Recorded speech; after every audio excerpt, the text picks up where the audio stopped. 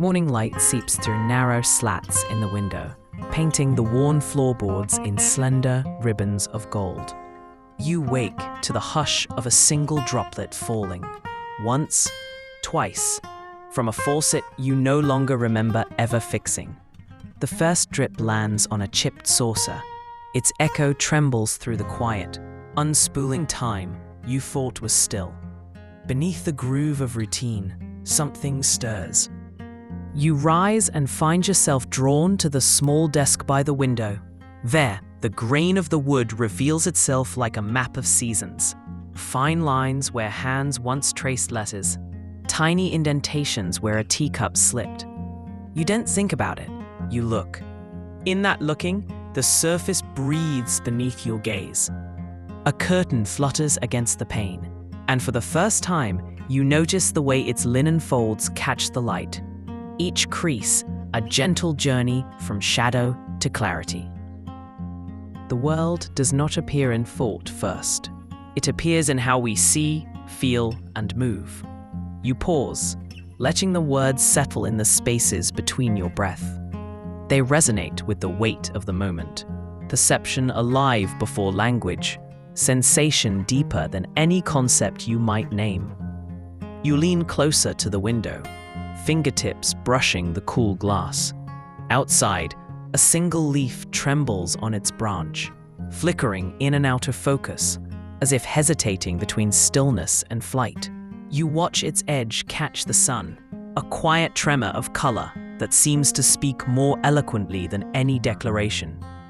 Behind you, a paper tumbles from the desk, carried by an imperceptible draft. It spins once, twice, then flutters to rest. You bend and lift it. Nothing but blank space, yet somehow it holds a promise of things unsaid.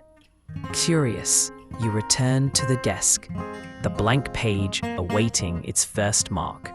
A pen lies nearby, its ink long dried, but you trace its barrel and feel the cool metal against your skin. You imagine the first drop of ink falling, a ripple across emptiness. Stepping back, you notice how the shadows have shifted since you entered. A slanted stripe now crossing the floor. A subtle shift that redraws the room's boundaries. The air carries a faint hum, like a distant murmur you almost can't place. A whisper of wind, perhaps, or the ghost of yesterday's footsteps. You close your eyes. In the darkness behind your lids, shapes and textures bloom. The uneven grain of the wood, the trembling leaf, the smooth curve of the teacup's handle. You breathe in this tapestry of sensation, letting it fill you. When you open your eyes again, the room feels both the same and entirely new. You step forward, each footfall soft, aware of the weight of your body pressing into the floor, the friction of air around your ankles. In this simple movement, the world unfolds, light and shadow dancing across your path.